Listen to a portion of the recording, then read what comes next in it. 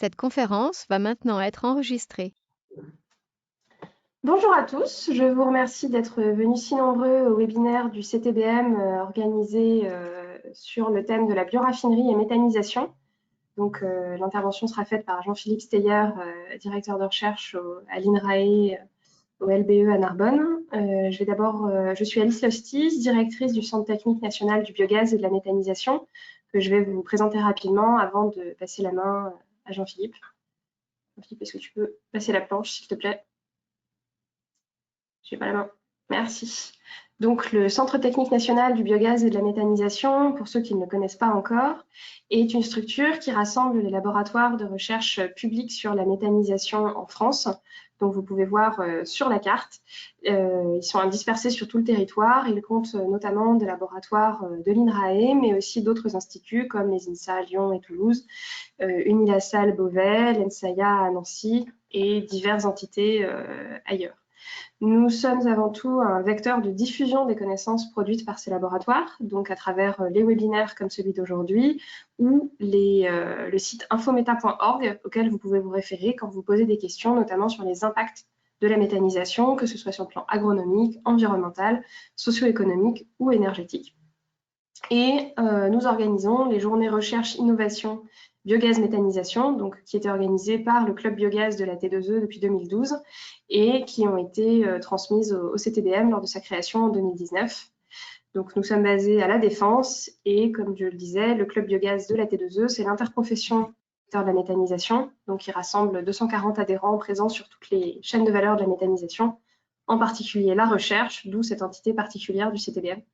Et nous avons le soutien de l'ADEME depuis 2019. Donc, je vais notamment maintenant passer la main à Jean-Philippe Steyer, qui est directeur de recherche à l'INRAE Narbonne, qu'il a dirigé il y a quelques années, qui travaille notamment sur les sujets de modélisation de la méthanisation et en particulier l'inscription de la méthanisation dans un thème plus large de la bioraffinerie qu'il va maintenant vous présenter. À toi, Jean-Philippe. Merci beaucoup Alice, bienvenue à tous, merci de votre participation.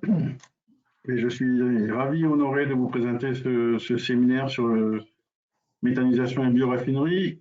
J'ai allumé ma caméra et je vais espérer que la bande passante ne va pas être trop surchargée. Donc quelques mots sur le laboratoire de biotechnologie de l'environnement, donc laboratoire INRAE situé à Narbonne, qui, à l'historique, était la station œnologique de Narbonne, donc qui déjà faisait du vin, puis cherchait à valoriser tous les résidus issus de la viticulture. Et donc, c'est un laboratoire qui avait été inauguré par Léon Blum. Vous avez ici une photo et la première page du livre d'or du laboratoire en 1936, qui était député de Narbonne et aussi président du conseil de la France.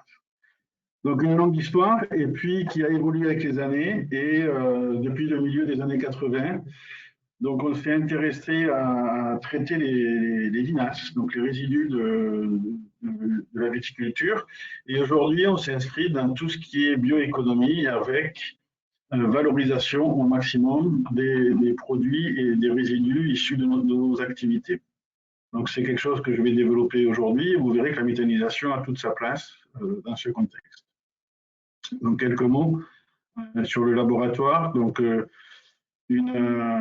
entre 80 et 90 temps plein avec plus d'une trentaine d'agents permanents et 9 agents INRAE transfert. Et puis une dimension assez internationale puisqu'on a de nombreux doctorants issus d'une nationalité différente et des activités qui tournent autour essentiellement de la méthanisation puisque au quotidien, on a une soixantaine de méthaniseurs qui tournent et on réalise plus de 500 tests potentiels méthane par an. Et avec également quelques mots sur une plateforme, la plateforme Bio2E, qui est donc dédiée sur les biotechnologies et la bioraffinerie environnementale avec 3500 m² de laboratoire et de halles pour accueillir des partenaires qui seraient intéressés par des collaborations et des projets sur le sujet. Donc, qu'est-ce qu'une bioraffinerie environnementale? Alors, la première chose, c'est qu'est-ce qu'une raffinerie? Une raffinerie, alors vous ne le savez peut-être pas, mais le pétrole vient de l'accumulation du bois il y a des millions d'années le bois, tout ce qui est matière lignocellulosique, et s'était développé avant les champignons filamenteux. Donc, ce bois s'est accumulé dans les océans, s'est retrouvé au fond des mers et puis a été dégradé et petit à petit est devenu du pétrole. Donc, la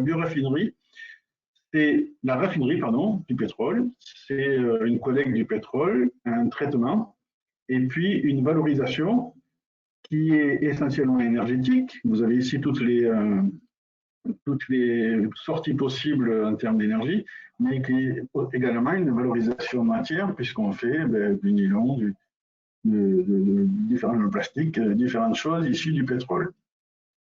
La bioraffinerie, c'est le même principe, sauf que la matière première change, et la matière première est ici la plante. Donc la plante qui va être valorisée dans des raffineries, des bioraffineries pour produire. Donc vous ne voyez pas dans le détail tout ce qui est à droite, mais c'est volontaire, puisqu'on va avoir des sorties multiples. Alors on a parlé beaucoup du bioéthanol, mais il y a plein d'autres produits qui peuvent être obtenus à partir de ce traitement de cette biomasse végétale. Et donc la bioraffinerie environnementale, c'est le même principe, c'est exactement le même principe, à part que grosse différence. Et bien ici, ce n'est pas la plante qui va être traitée, c'est tous les déchets, les résidus de nos activités. Vous avez ici un tas de fumier. On pourrait imaginer plein d'autres différents résidus agroalimentaires ou agricoles. Donc le principe étant posé, les objectifs. Donc les objectifs, c'est bien évidemment donc raisonner global, mais agir local, et dans une logique de cycle. La contrainte, une des contraintes importantes qui se pose, c'est que les intrants sont multiples, il y a un contexte territorial et ces intrants ne sont pas maîtrisés et peuvent varier fortement d'un jour à l'autre, d'une semaine à l'autre, voire d'une saison à l'autre. Donc vous avez ici quelques exemples.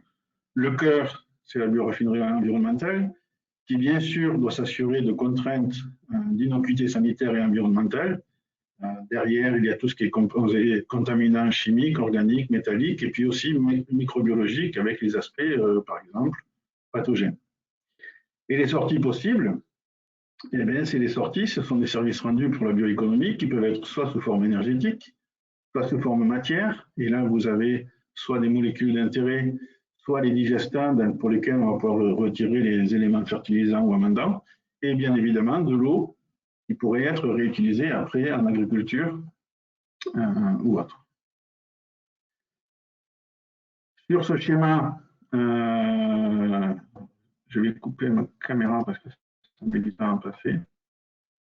Sur ce schéma-là, je vous mets un exemple de bioraffinerie que je trouve personnellement remarquable, qui est l'exemple de la distillerie d'Ornaison. Ornaison, c'est un petit village à côté de Narbonne qui, avec les années, s'est transformé en bioraffinerie Sud-Languedoc. Et vous avez ici la valorisation des mares de raisin qui produit sur la gauche, vous voyez l'alcool, qui est le but premier de la valorisation des mares, mais qui produit plein d'autres choses, les tanins, les anthocyanes, les polyphénols par exemple, et qui s'inscrit également dans un schéma global de valorisation, puisqu'on va pouvoir coupler des résidus à un méthaniseur, qui sera lui-même couplé à un compost, et vous avez toute la valorisation possible de la matière qui est illustrée par ce schéma. Et c'est un exemple de bioraffinerie environnementale, mais vous pouvez en imaginer bien d'autres. Donc, un autre exemple, c'est les eaux résiduaires urbaines. Vous avez ici un exemple d'une station d'épuration d'eau résiduaire urbaine. Et vous voyez que sur le haut, vous avez le traitement primaire et secondaire de la pollution, des eaux résiduaires.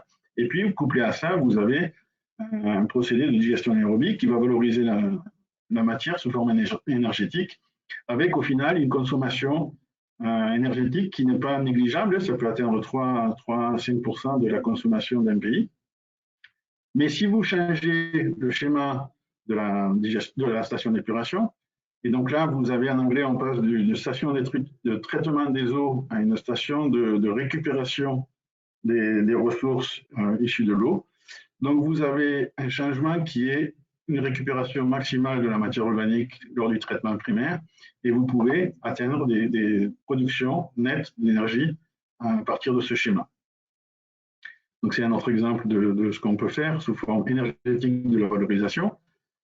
Quelques mots sur la méthanisation. Donc, vous le savez tous, je ne vais pas m'attarder. C'est un processus biologique et je vais insister sur le terme naturel qui dégrade la matière organique, donc sans oxygène, pour faire du méthane et du CO2. Je présente ici juste deux photos qui sont sur la gauche, la découverte du méthane par Volta, au XVIIIe siècle. C'était les gaz de marée. Et sur la droite, ce n'est pas une vache à hublot, c'est un brevet argentin qui cherche à récupérer le méthane produit par les vaches et le valoriser par la suite. Donc c'est une installation portable de récupération du méthane. Mais je reviendrai sur ces aspects par la suite. Donc le schéma global de la digestion anaérobie ou méthanisation, donc c'est un schéma un peu plus complexe que juste matière organique donne biogaz. Donc vous avez ici les différentes étapes d'hydrolyse, d'acidogénèse, d'acétogénèse et de méthanogénèse.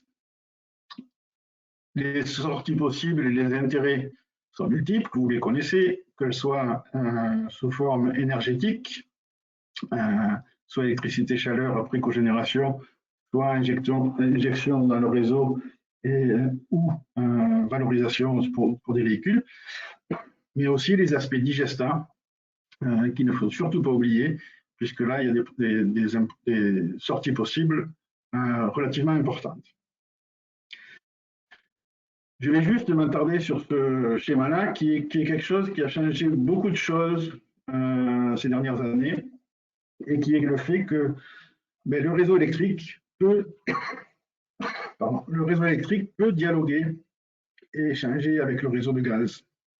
Et ça change beaucoup de choses, puisque le réseau de gaz naturel est, par exemple, une capacité de stockage du gaz naturel qui est importante. On parle de 4 mois à peu près de consommation énergétique, alors que l'électricité est beaucoup plus difficile à stocker. Donc, ce qui peut se passer, c'est qu'on va pouvoir convertir les surplus électriques potentiels sous 3 voies, qui sont soit la méthanation, donc une conversion CO2 plus hydrogène qui donne du méthane, soit de l'hydrolyse de l'eau, qui va faire de l'hydrogène et qui va produire aussi du méthane au final, soit la méthanisation. Et donc ça, c'est quelque chose qui change beaucoup la donne et qui peut développer et qui va développer fortement la méthanisation, puisqu'en gros, c'est un tiers entre la méthanation, l'électrolyse de l'eau et la méthanisation.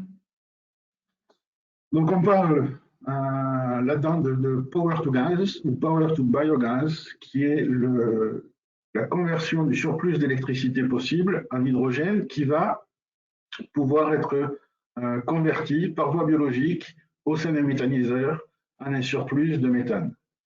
Donc c'est quelque chose qui marche bien sur le papier, qui en pratique marche aussi avec quelques difficultés, quelques challenges, puisque l'hydrolyse est potentiellement limitée par l'hydrogène.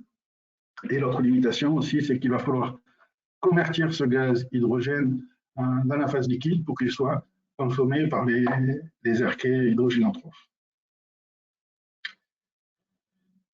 Mais si je reviens sur le schéma de la méthanisation, on voit qu'il y a de l'hydrogène qui est produit et en fait, c'est un intermédiaire réactionnel. Donc cet hydrogène, il n'est pas forcément issu de procédés électrochimiques, par exemple.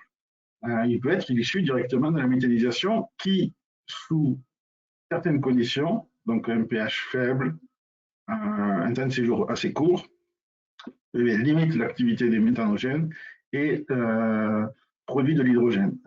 Donc on parle dans ce cas-là de fermentation sombre, qui n'est rien d'autre que de la méthanisation mise en conditions opératoires quelque peu différentes des conditions standards de méthanisation. Donc cet hydrogène, on a regardé ça fait plus d'une quinzaine d'années qu'on regarde ça, donc on peut le faire. Donc là, vous avez l'image du pilote qu'on a en Argonne, qui reprend un réacteur de fermentation ensemble, donc pour la production d'hydrogène, et un réacteur de méthanisation qui va convertir la DCO non convertie en hydrogène sous forme de méthane. Donc, c'est des choses qui marchent bien. Si vous avez à retenir une chose, c'est que ça marche très bien s'il y a beaucoup de sucre et de carbohydrates dans votre alimentation. Et la teneur en hydrogène que vous allez pouvoir récupérer est fortement liée à cette teneur en sucre présent naturellement dans le substrat traité. Et j'ai mis sur ce schéma un exemple de projet, qui est un projet coordonné par Eric Trabli au LBE, qui s'appelle ProBIM, est financé par l'ANR et dont l'objectif est de coupler un réacteur de fermentation sombre en production d'hydrogène avec un méthaniseur et faire un projet de démonstration basé à Clermont-Ferrand. Les solutions hydrogène, les productions d'hydrogène étant potentiellement utilisées par des solutions de mobilité locale, et puis le méthane issu pouvant être injecté dans le réseau. Il reviendra sur d'autres aspects aussi liés potentiellement à cette valorisation. Donc, si l'on revient au schéma réactionnel de la méthanisation, on a vu qu'on pouvait produire de l'hydrogène, mais en gros, macroscopiquement, c'est à peu près 15% de la DCO introduite dans un méthaniseur, dans un réacteur de fermentation sombre, qui va se retrouver sous forme d'hydrogène, le reste étant converti en acétate et en acide organique multiples. Donc, il y a aussi moyen de les valoriser. On l'a vu, on peut directement l'inclure dans un méthaniseur. On peut faire d'autres choses.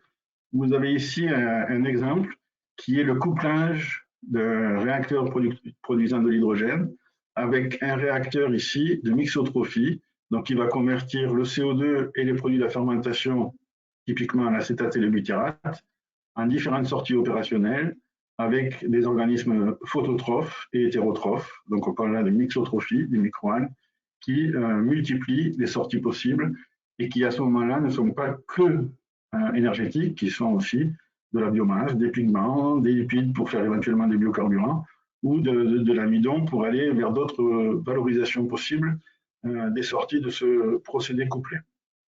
Donc c'est quelque chose qui marche relativement bien en laboratoire, qui demande encore d'être démontré au stade pré-industriel. Mais on peut aller encore plus loin. Vous avez ici la représentation d'un système bioélectrochimique. Qu'est-ce que vous avez? Donc vous avez. Alors on sait que si jamais on met deux électrodes, une anode, une cathode, dans un réacteur, et qu'on sépare cette anode et cette cathode par une membrane, eh bien, il y a des bactéries qui sont électrofermentaires, qui vont pouvoir récupérer les électrons et produire de l'énergie. Donc, si vous mettez une lampe entre l'anode et la cathode, vous allez faire de l'électricité.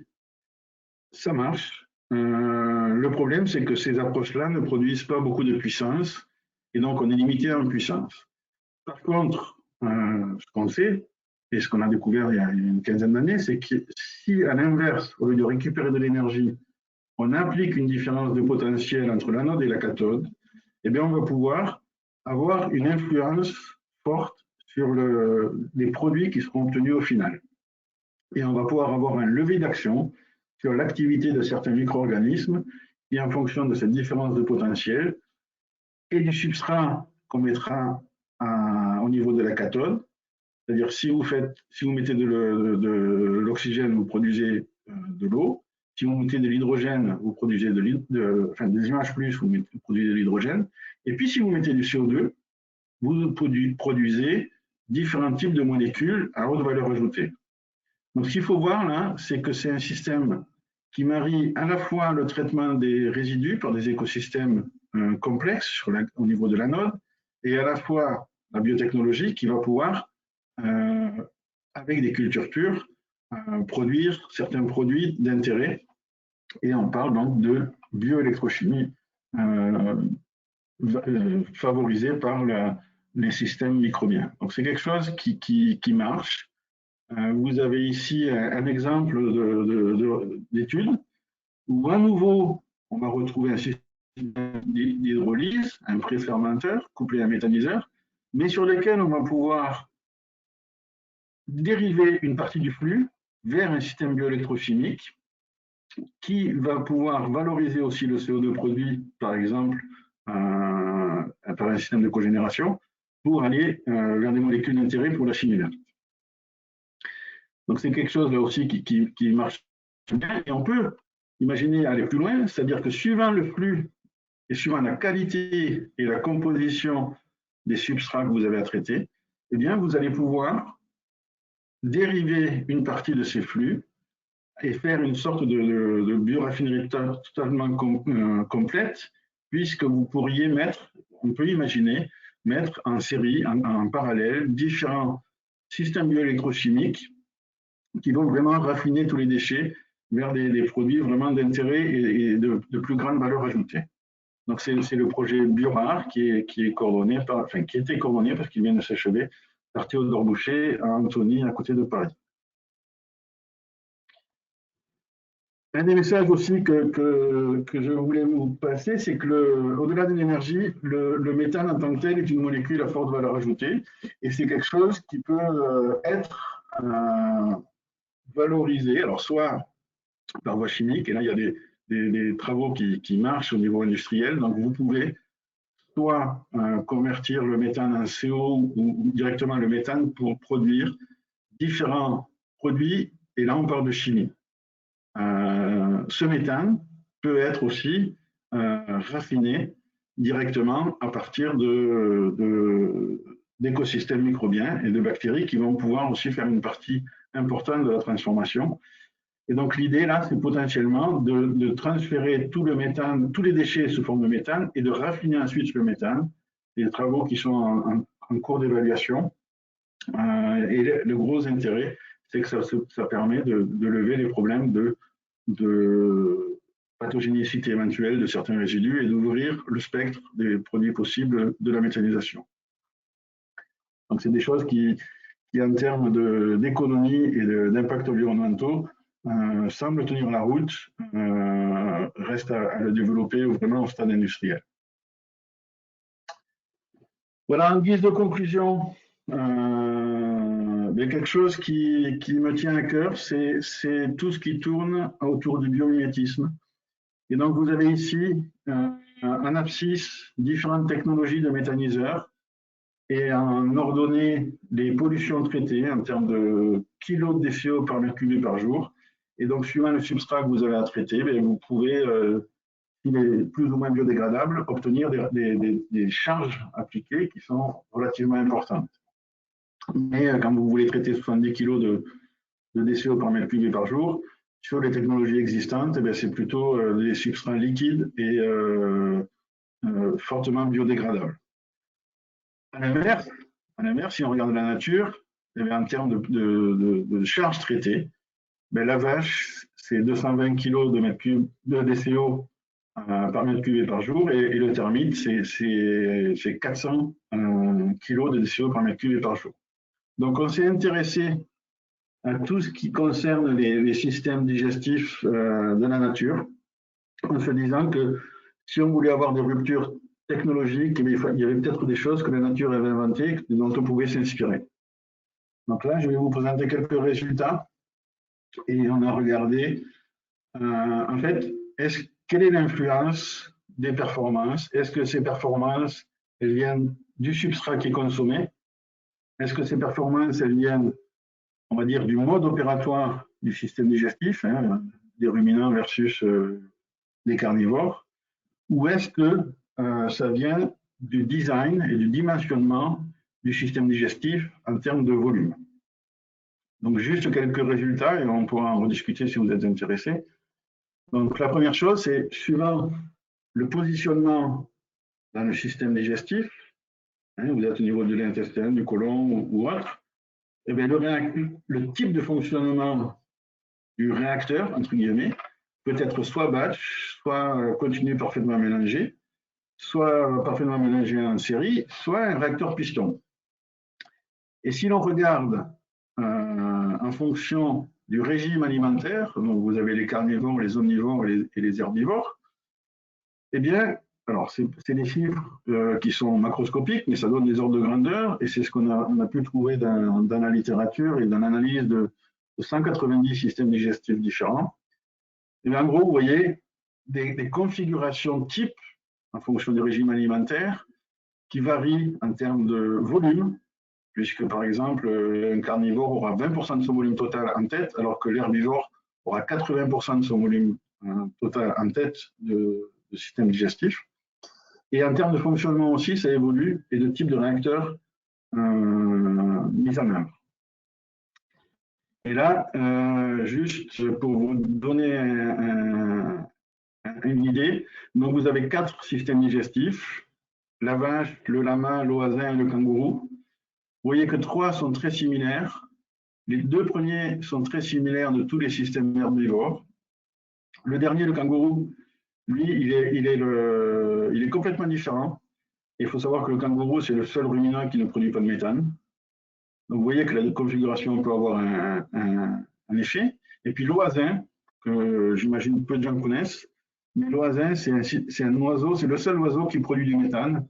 Et vous voyez que le système digestif, il est très proche des herbivores et à la fois très éloigné de tout ce qui est de tous les oiseaux. Donc, l'idée là derrière, c'est que le dimensionnement des installations peut aussi guider certaines performances en termes de production de méthane. Et alors, je pourrais vous discuter longtemps de ces aspects-là, mais je préfère vous remercier de votre attention et puis vous être prêt à répondre à toutes vos questions. Je vous remercie de votre attention vraiment. Et je te repasse la main, Alice.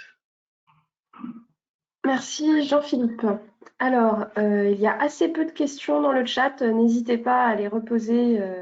Je les transmettrai ensuite à l'oral à Jean-Philippe. La première question que je vois pose une question d'hydrogène récupéré en phase d'hydrolyse.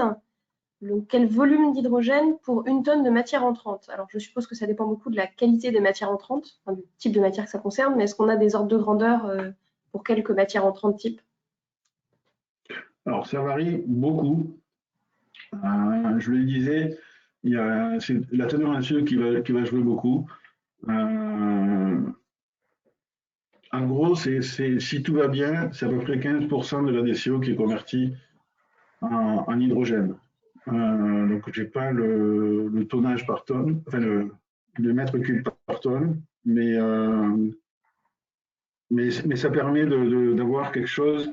Au final, si vous avez un substrat qui est bien adapté, on peut produire du bioéthane. Alors, l'ithane, c'est quoi? C'est une composition, on va dire, chimique, pas naturelle, ou qui comprend 85% à peu près, 90% de CH4 et 10 à 15% d'hydrogène, et qui permet d'être utilisé dans les moteurs aujourd'hui disponibles.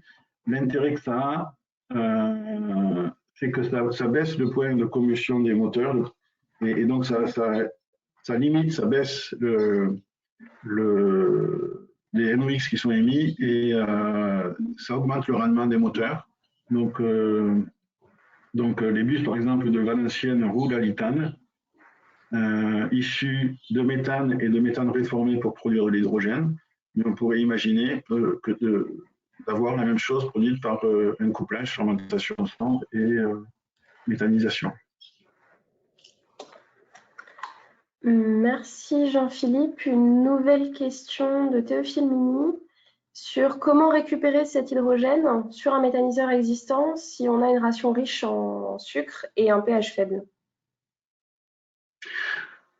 Alors, c'est de faire deux réacteurs couplés. Le premier de fermentation ensemble, là où on aura un hydrogène CO2, et le deuxième de méthaniseur, parce que les conditions de production de l'hydrogène ne sont pas celles du méthane. Juste un exemple, le pH, par exemple, c'est 5,5, 6, avec des temps de séjour très très courts. Et pour le méthane, c'est différent. Donc, soit faire l'idée, c'est de faire 2 réacteurs. Et là, il y a 2 flux de gaz qui sont obtenus. Sinon, après, il y a la possibilité de purifier avec des membranes, par exemple. éventuellement. Merci. Du coup, cette possibilité-là, est-ce qu'elle est appliquée industriellement aujourd'hui? Alors, il y avait beaucoup de choses qui étaient faites il y a une quinzaine ou une vingtaine d'années. On appelait ça les préfermenteurs, qui permettaient l'idée, c'était de mieux hydrolyser la matière pour mieux la dégrader ensuite en méthanisation. Et l'hydrogène n'était pas, entre guillemets, à la mode. Donc, il y a des choses qui ont été faites et c'était quoi la question? Excuse-moi, Alice. Est-ce que cette récupération d'hydrogène est faite aujourd'hui sur le plan industriel? Parce qu'effectivement, les préfermenteurs, c'est les collègues de l'INRAE Opal à Rennes qui ont travaillé avec Evalor pour faire le préfermenteur Boost, donc toujours en fermentation sombre. Mais dans mon souvenir, ils ne récupèrent pas particulièrement l'hydrogène, ils envoient tout sur le méthaniseur, le digesteur à proprement parler. Et il n'y a pas de valorisation spécifique d'extraction d'hydrogène à ce niveau-là.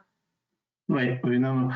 Là, je mentionnais Probim, là, le projet de démonstration, qui est vraiment l'ambition, c'est de faire un démonstrateur pré-industriel pour aller évaluer la faisabilité technico-économique et opérationnelle de la ferme. Je suis relativement optimiste. Je dirais que tout va dépendre du substrat qui sera traité en entrée. Et du coup, ce projet Probim, il devrait se terminer quand? Il devrait se terminer en 2023, je pense. 2022-2023. Merci pour les précisions sur ce sujet. Éventuellement, la petite question bonus, est-ce qu'on a une idée d'un ordre de grandeur d'investissement pour ce deuxième réacteur? Je suppose que comme on est encore en démonstration, on en est assez loin. Oui, mais ça tournera autour des mêmes investissements que pour un méthaniseur, avec un volume beaucoup plus petit, puisqu'on aura un temps de séjour beaucoup plus faible. D'accord. Merci. On a une question par rapport au biomimétisme. Est-ce qu'on a des exemples de réacteurs qui ont été testés à partir des configurations d'herbivores comparables à ce qu'on a vu dans la conclusion? Et est-ce que ça donne des résultats similaires à ce qu'on a vu dans la nature ou est-ce qu'on a des divergences importantes? C'est une très bonne question. Alors, on avait commencé ça il y a une dizaine d'années, cette étude. Et on avait un projet financé avec un industriel. On a fait la configuration du thermite et on a comparé ça à la configuration de la vache et on a regardé ce qu'on pouvait obtenir. Ça produit plus, mais c'est 50% en plus, un peu plus, mais c'est pas x2 ou x4. La raison principale, c'est qu'on avait, pour des considérations industrielles, on s'était focalisé sur les bouts de station d'épuration. Et donc, ce qui n'était pas le substrat le plus facilement trouvable dans la nature. Et donc là, on a relancé un projet avec un autre industriel qui est ouvert à tout substrat. Donc on va relancer les expérimentations. On recherche d'ailleurs un ingénieur qui serait intéressé par travailler là-dessus pendant 18 mois. Et on est moi je suis relativement optimiste sur ces choses-là. Je ne l'ai pas évoqué, mais en termes de pré-traitement aussi, le pré-traitement, si vous combinez le pré-traitement chimique et physique et les technologies que vous pouvez avoir, en gros, il y a 24 configurations possibles de digesteurs, on va dire, de système digestif. Et la nature, en fait, n'a pas sélectionné ces 24 associations de pré-traitement et de digesteurs, mais n'a sélectionné que 8.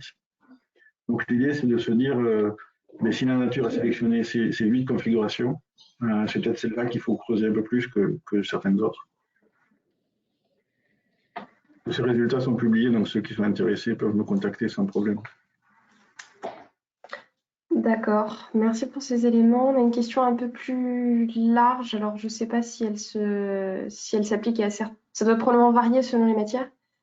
Quelle est la relation entre la teneur en matière organique ou la teneur MVS, matière volatile sèche, et la DCO, est-ce que c'est un ratio type? Est-ce que c'est des ratios qui varient selon les intrants, je suppose? Oui, alors là, il y a quelque chose qui est important, qui est, il n'y a pas que la biodégradabilité dans la vie, il y a aussi la bioaccessibilité. Qu'est-ce que je veux dire par là? C'est que ce rapport, on va dire, quelque part, c'est la biodégradabilité, mais si vous prenez un exemple que je prends souvent, c'est si vous comparez une noix de coco avec une pêche, et que vous imaginez que, que les deux fruits ont la même composition biochimique, mais vous comprenez aisément que la bioaccessibilité n'est pas du tout la même. Dans le coco, il faudra casser la noix et la partie dure sera à l'intérieur de la pêche. Donc la bioaccessibilité de la pêche sera beaucoup plus grande que la bioaccessibilité de le coco. Et ça a des impacts importants sur les cinétiques qui sont associés derrière. Et donc on sait aujourd'hui que ces relations matière sèche, matière volatile, DCO ou même potentiel méthane, c'est important à avoir en tête, mais la bioaccessibilité, il ne faut surtout pas la négliger. Et il y a des méthodes de caractérisation de cette bioaccessibilité si les personnes sont intéressées. Merci pour ces éléments. Alors, je ne vois pas d'autres questions dans le chat, donc n'hésitez pas à les poser. Moi, j'ai une question pour revenir plutôt sur le sujet des bioraffineries dont on a parlé au début. Est-ce qu'il y a des enjeux, des problématiques de taille d'unité de bioraffinerie? Est-ce qu'on a des tailles minimum, des tailles maximum, selon les types d'intrants, les problématiques de mobilisation, de transformation industrielle? Est-ce qu'on a un peu des éléments là-dessus? Alors, on n'en a pas encore beaucoup, mais mon sentiment, c'est que c'est pas la stratégie d'économie d'échelle, en gros, plus c'est grand, moins c'est cher, c'est pas forcément ce qui va driver le développement de ces approches, puisqu'on a des matières fortement variables et sur un territoire, et les enjeux sont plutôt d'aller vers la petite échelle et de rapprocher le procédé qui va s'adapter aux fluctuations de ces matières premières. Et moi, je crois plus vers ces approches-là que des problématiques de grande échelle. Après, ça demande à être éprouvé quand même. Effectivement. Et en termes de flexibilité de procédé, on parle notamment pour tout ce qui est procédé biologique ou donc la méthanisation typiquement. Est-ce que ça peut aussi impacter des procédés qui seraient plutôt ailleurs dans la chaîne de la bioraffinerie, des procédés de traitement, par exemple l'épuration du biogaz qui peut être faite avec des outils, je dirais, chimiques ou thermochimiques? Est-ce que ces procédés-là s'adaptent plus ou moins facilement que la biologie finalement, à des flux variables en quantité et en qualité? Alors, c'est une excellente question. À l'origine, je suis automaticien, donc mon objectif, quand j'ai commencé à travailler dans le domaine, c'était de garder le plus stable possible les choses en sortie et de faire le maximum de produits. Ça, quelque part, ça va vers une stabilisation de ce qui rentre en entrée, donc de trouver des conditions opératoires qui vont faire que on va être le plus, entre guillemets, gentil possible avec les bactéries en les laissant toujours dans les mêmes conditions les plus favorables possibles. Avec les années, je me suis aperçu que ce n'était pas forcément le mieux et que certaines perturbations avaient des effets bénéfiques au final. L'exemple que je donne souvent, c'est imaginer que vous voulez faire tenir une assiette sur un bâton. Ça peut paraître fou, mais imaginez que vous voulez le faire et que votre objectif, c'est de faire ça. Soit vous collez l'assiette sur le bâton et ça marche, soit vous vous faites ce qu'on appelle les assiettes chinoises, c'est-à-dire vous faites bouger le bâton et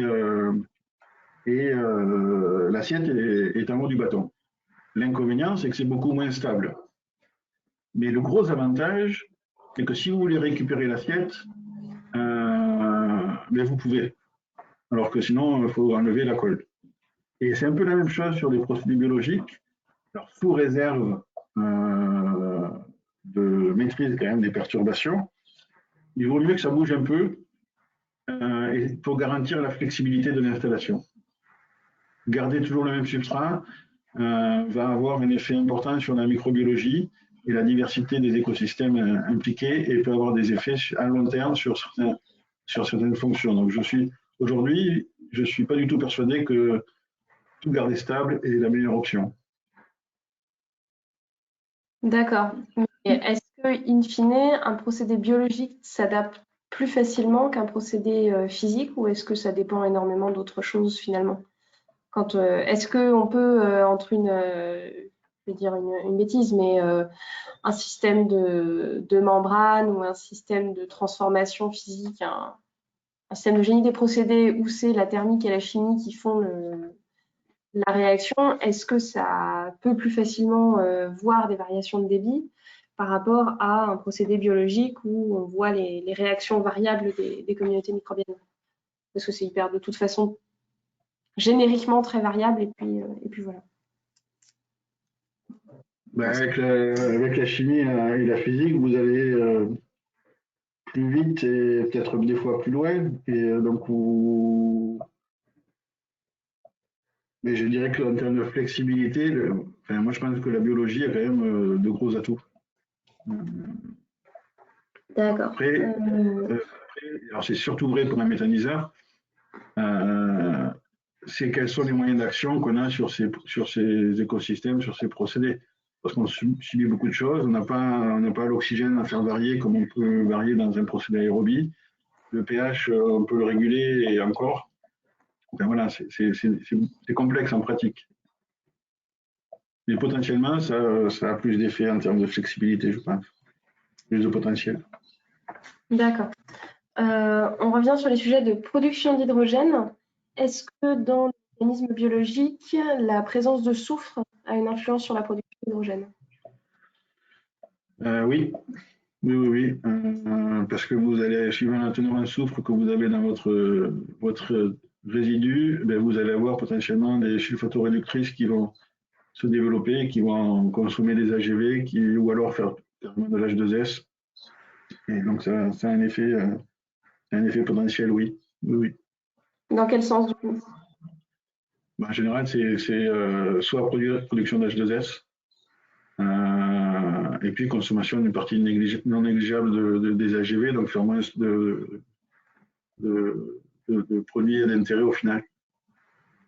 Merci. Mais c'est pas, du coup, c'est plus que ça favorise les sulfatoréductrices plutôt que inhiber les autres bactéries.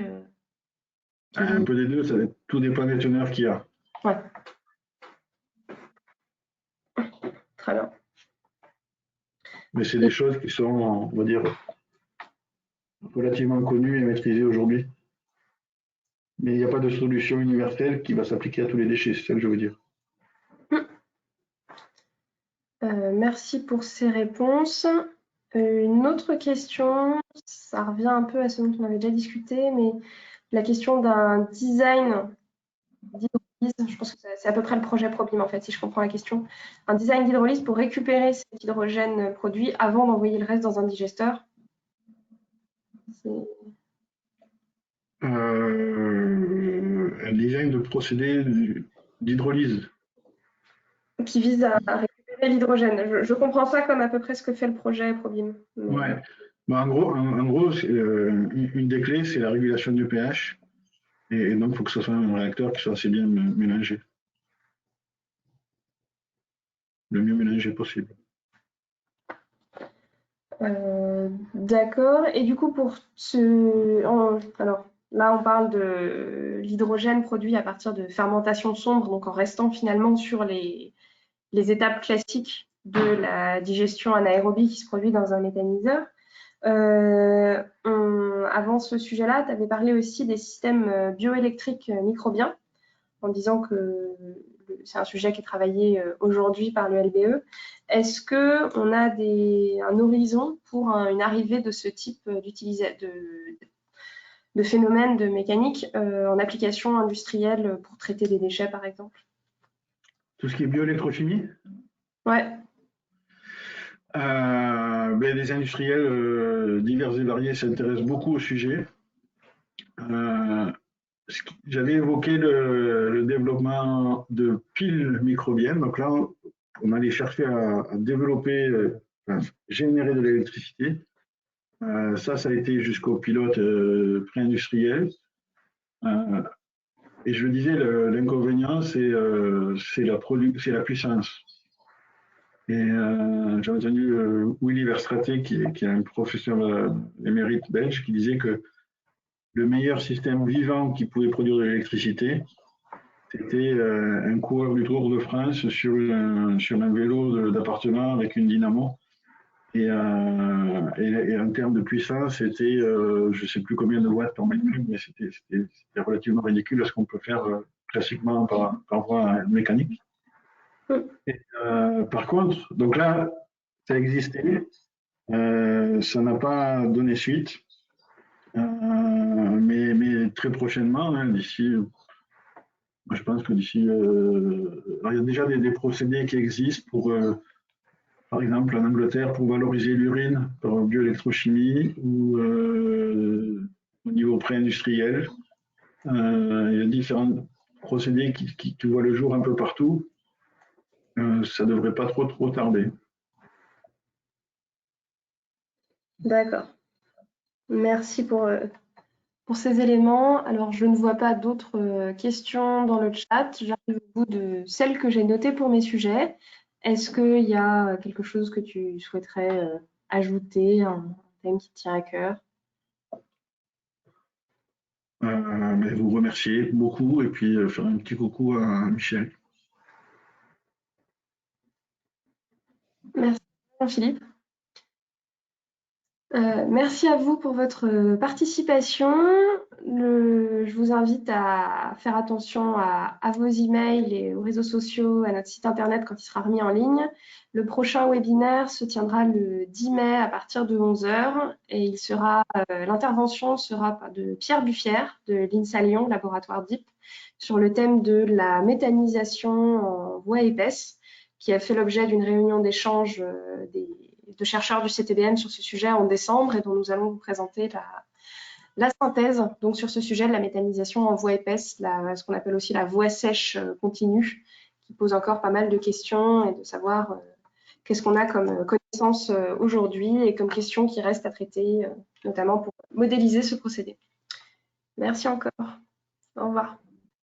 Et n'hésitez pas à